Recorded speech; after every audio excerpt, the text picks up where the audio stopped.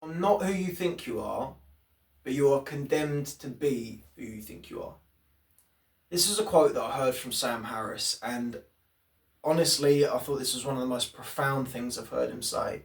There really is a truth in the fact that, irrespective of what you're doing on the outside, if the story that you tell yourself in your head is a negative one, life will be negative. It doesn't matter what you do, if the story that you tell yourself about that is a bad one, you will feel bad. You can very much be the person who walks down the street saying hello to everyone, picking up the rubbish, and generally just being a breath of fresh air into society, who has also got the mind that says, why didn't you pick up that one piece of rubbish on the other side of the road and speak to that person who's on their phone a mile away? It's perfectly feasible and often likely that that happens. When we do good things, it's quite easy for your mind to tell yourself a negative story about that, which in itself is such a profound piece of evidence to the fact that it really does matter what story you tell yourself. You can do the right things and you can be kind and you can do everything that you could possibly try and do to be as good as you can be, and your mind can still find a way to tell you that you're not a good person, which is where it comes down to the fact that you have to have a happy conversation going on in your head.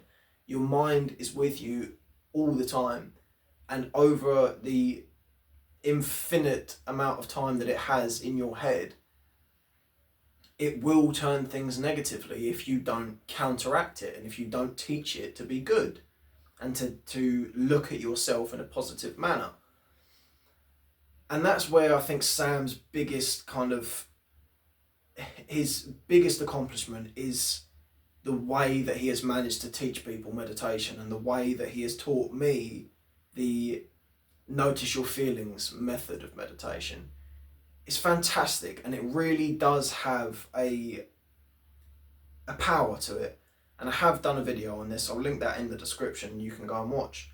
But to summarise shortly, noticing your feelings it's this idea that if we don't notice the way that we feel, our emotions and the way that our mind ticks will run riot, and it will do what it pleases, and it will be the reason why you feel bad for no reason. No reason, you know what I mean? If you sit with your thoughts and genuinely pay attention to them and actually have a direct point made about the way that you're feeling,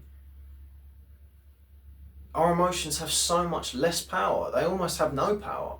If you sit and genuinely dissect the feeling of, why am I feeling this way? How long have I been feeling this way? You cannot feel as bad as you did. And it's funny because the more attention you pay to your thoughts, the less power they have as thoughts, and the less attention you pay, the more power they have.